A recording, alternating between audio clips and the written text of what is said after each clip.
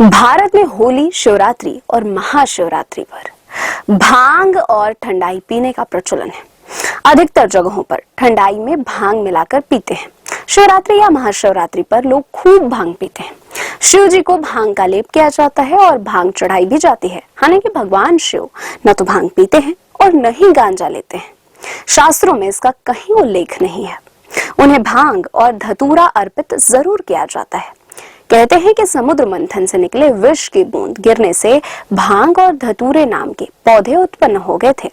कोई कहने लगा कि यह तो शंकर जी की प्रिय बूटी है।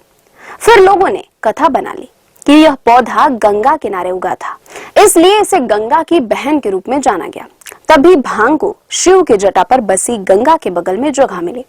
फिर क्या था, सभी लोग भांग घोट घोट के शंकर जी को चढ़ाने लगे, जबकि शिव महापुराण में कहीं भी नहीं लिखा है कि शंकर जी को भांग प्रिय है। हकीकत यह है कि शिव जी का कंठ जलता है, तो इस कंठ को जलन को दो वस्तुओं से रोका जाता है, एक गाय का दूध और दूसरा भांग का लेप। लेकिन शास्त्रों में कहीं भी शिव जी के भांग, गाजा या चीलम पीने का कोई उल्लेख नहीं मिलता है। महाशिवरात्रि पर भांग पीने की परंपरा प्राचीन काल से चली आ रही है। महाशिवरात्रि पर भांग पीने का मुख्य उद्देश्य शिव की भक्ति में लीन होना और ध्यान की अवस्था को प्राप्त करना माना जाता है। भक्त इसे शिव जी का प्रसाद समझकर ग्रहण करते हैं। उत्तर भारत, विशेषकर वाराणसी, मथुरा, काशी और अन्य शिव तीर्थ स्थलों पर यह परंपरा अधिक लोकप्रिय है। हालांकि महाशिवरात्रि पर इसे पीने का प्रचलन कब से शुरू हुआ, इसका कोई सटीक तिथि या साल नहीं है।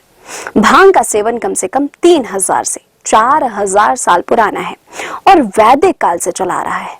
कई लोग इसे सोमवल्ली नामक औषधि मानते हैं, तो कुछ का मानना है कि इसी से सोमरस बनता है। हालांकि इसका कोई प्रमाण नहीं है, क्योंकि सोम नाम की लता अलग प्रकार की लता होती थी।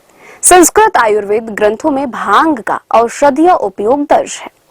प्राचीन काल में इसे दर्द निवारक, अनिद्रा दूर करने, भूख बढ़ाने और अन्य औषधीय प्रयोगों के लिए इस्तेमाल किया जाता था।